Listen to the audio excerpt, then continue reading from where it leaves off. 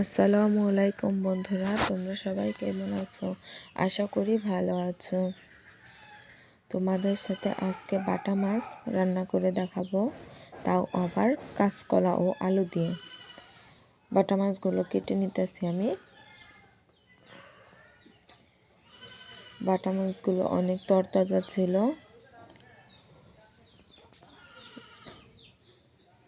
দেখেই বোঝা যাচ্ছে মাছগুলো অনেক তরতাজা ছিল।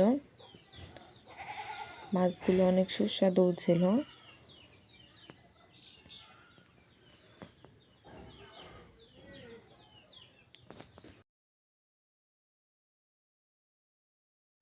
মাছগুলো কেটে ও ধুয়ে নিয়েছি। আমি। মাছগুলো ধোয়া হয়ে গেছে। এখন মাছগুলো ম্যারিনেট করে রেখে দেব 10 মিনিটের মতো।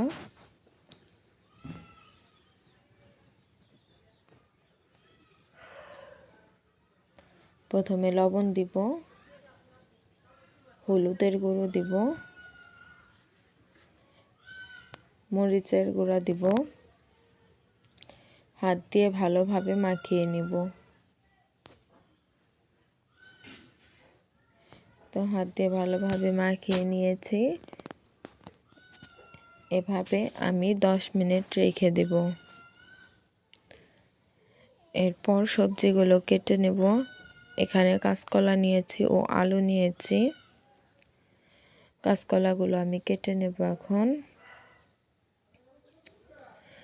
এখানে আলু ও কাঁচকলা কেটে নিয়েছি। কাঁচকলাগুলো আমি গরম পানি দিয়ে ধুয়ে নিয়েছি। কিছুক্ষণ রেখে দিয়েছিলাম, 5 মিনিটের মতো গরম পানিতে রেখে দিয়েছিলাম, যাতে কাঁচকলার কষটা কেটে যায়। এরপর কড়াইতে সরিষার তেল দিয়ে দিলাম। তেলটা গরম হয়ে গেলে মাছগুলো ছেড়ে দেব। মাছগুলো আগে ভেজে নেব। মাছ ভেজে রান্না করলে অনেক ভালো হয় বন্ধুরা। তোমরা কে কীভাবে রান্না করো কমেন্টে বলে যাও। আমরা তো ভেজে রান্না করি। মাছগুলো আমি উল্টে দিতেছি। মাছগুলো একটু লেগে ধরে নাই বন্ধুরা। অনেক সুন্দর হয়েছে মাছগুলো ভাজা। এই তো আমার মাছগুলো ভাজা হয়ে গেছে।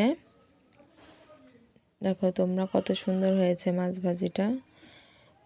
ওই মাছ ভাজির ওই তেলেই পেঁয়াজ কুচি দিয়ে দিলাম। পেঁয়াজগুলো এখন ভাজা ভাজা করে নেব। পেঁয়াজগুলো বাদামি কালার করে নেব।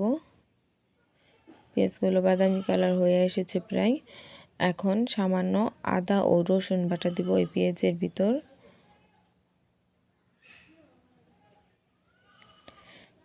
তো সামান্য আদা ও রসুন বাটা দিয়ে দিয়েছি। এখন ভালোভাবে মিক্সড করে নেব। এরপর সামান্য পানি দিয়ে দিব।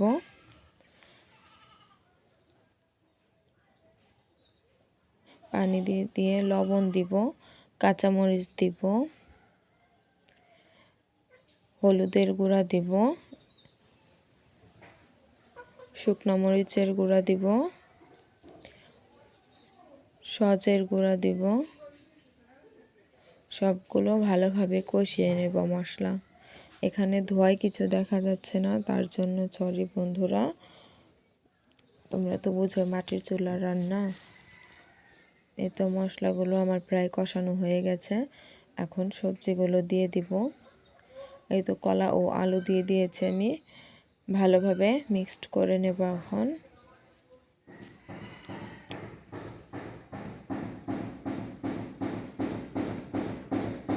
ভালোভাবে মিক্সড করে নিলাম। এখন সামান্য পানি দিয়ে দিব, যাতে আলু ও কলাটা সেদ্ধ হয়। সামান্য পানি দিয়ে দিয়েছি। ভালোভাবে মিশিয়ে নিব। এরপর ঢেকে দিব, যাতে তাড়াতাড়ি সেদ্ধ হয়ে যায়। পানিটা শুকানো পর্যন্ত অপেক্ষা করব। এই তো প্রায় বলক এসে গেছে। এখন পানিটা শুকিয়ে নেব। এখানে ধোয়ায় কিচ্ছু দেখা যাচ্ছে না। এই তো আমার কাঁচকলা ও আলুগুলো সিদ্ধ হয়ে গেছে প্রায়। এখন ঝোলের পানি দিয়ে দিব বন্ধুরা। তো আমি ঝোলের পানি দিয়ে দিতেছি। আমার পরিমাপ মতো আমি ঝোলের পানি দিয়ে দিলাম। ঝোলটা বলক আসতেছে। এরপর একটু নাড়া দিয়ে দিব। এরপর একটু নাড়া দিয়ে দিয়েছি, বলক চলে এসেছে বন্ধুরা। দেখো অনেক সুন্দর কালার হয়েছে তরকারিটার। এভাবে আমি 7 মিনিট ফুটিয়ে নিয়েছি, তারপরে মাছ দিয়েছি। এই যে এখন মাছ দিয়ে দিলাম, আবারও 5 মিনিটের মতো ফুটিয়ে নিব। মাছ দেওয়ার পর আবারও ফুটিয়ে নিতেছি 5 মিনিট। মাছগুলো দেওয়ার পর ঝোলটা অনেকটাই কমে গিয়েছে। এরপর 5 মিনিট পরে পরিমাপ মতো জিরা গুঁড়া দিয়ে দিলাম। জিরা গুঁড়া দিয়ে এখন নামিয়ে নিব, নাড়াচাড়া দিয়ে নামিয়ে নিব। হয়ে গেছে আমার প্রায় তরকারিটা। বন্ধুরা, আমার ভিডিওটি ভালো লাগলে সাবস্ক্রাইব করে বন্ধু হয়ে পাশে থেকো। এই তো আমার তরকারিটা হয়ে গেছে। দেখো বন্ধুরা, তরকারির কি সুন্দর কালার হয়েছে।